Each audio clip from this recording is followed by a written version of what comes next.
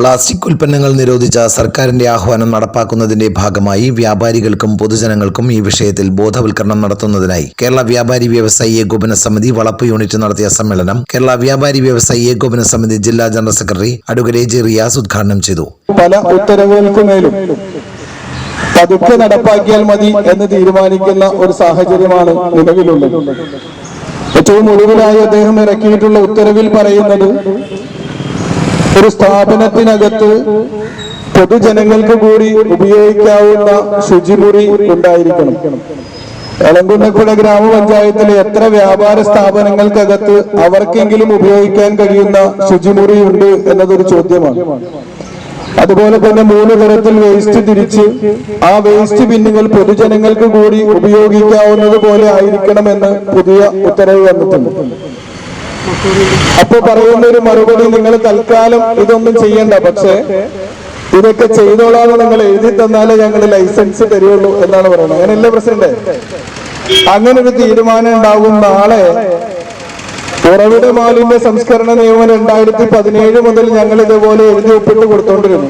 കൊടുത്ത് 22 എത്തിയപ്പോ അവര് പറഞ്ഞത് കർശനമാണ്, ഇതില്ലാതെ ഞങ്ങൾ തരില്ല അല്ലേ. 23 ആയപ്പോ ലൈസൻസ് ചോദിക്കേ വേണ്ടെന്ന് പറഞ്ഞു. 24 അതില്ലാതെ ആലോചിക്കേ വേണ്ട എന്നുള്ള തീരുമാനത്തിലെത്തി. എന്ന് പറഞ്ഞാൽ നടപ്പാക്കാൻ കഴിയാത്ത ഇത്തരം ഉൽപ്പന്നങ്ങളുടെ ഈ കത്ത് കൊടുത്തുകൊണ്ട് ലൈസൻസ് പുതുക്കേണ്ടതില്ല എന്ന് തന്നെയാണ് ഏകോപന സമിതി സംസ്ഥാന കമ്മിറ്റി തീരുമാനിച്ചത്.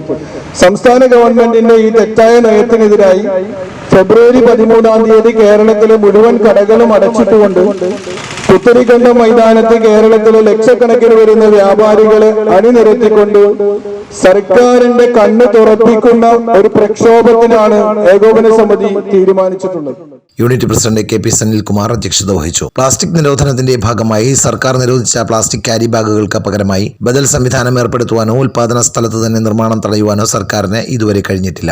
പ്ലാസ്റ്റിക് നിരോധനത്തിന്റെ പേരും പറഞ്ഞ് ഉദ്യോഗസ്ഥർ വ്യാപാരികളെ ദ്രോഹിക്കുന്ന നടപടികൾ തുടരുന്ന സാഹചര്യത്തിൽ വൈപ്പിൻ നിയോജകമണ്ഡലത്തിലെ വളപ്പ് യൂണിറ്റ് വ്യാപാരികൾക്കും പൊതുജനങ്ങൾക്കും തുണിസഞ്ചി വിതരണവും ബോധവൽക്കരണവും നടത്തുന്നത് പ്രശംസനീയമായ കാര്യമാണെന്നും ഉദ്ഘാടന പ്രസംഗത്തിൽ എ ജെ റിയാസ് പറഞ്ഞു. ചടങ്ങിൽ എളങ്കുന്നപ്പുഴ പഞ്ചായത്ത് പ്രസിഡന്റ് രസികല പ്രിയരാജ് തുണിസഞ്ചി വിതരണം ചെയ്തു. Elamkunnapuzha panchayat health inspector V G Vidya ബോധവൽക്കരണ ക്ലാസ് നടത്തി. കേരള വ്യാപാരി വ്യവസായി ഏകോപന സമിതി ജില്ലാ secretary Paul J Mampilly, Vypin നിയോജകമണ്ഡലം general secretary V K Joy, Vypin unit secretary M R Joshi, Valappu unit general secretary K R Anilkumar, secretary K K Vijayan, treasurer V C Thomas തുടങ്ങിയവർ പ്രസംഗിച്ചു.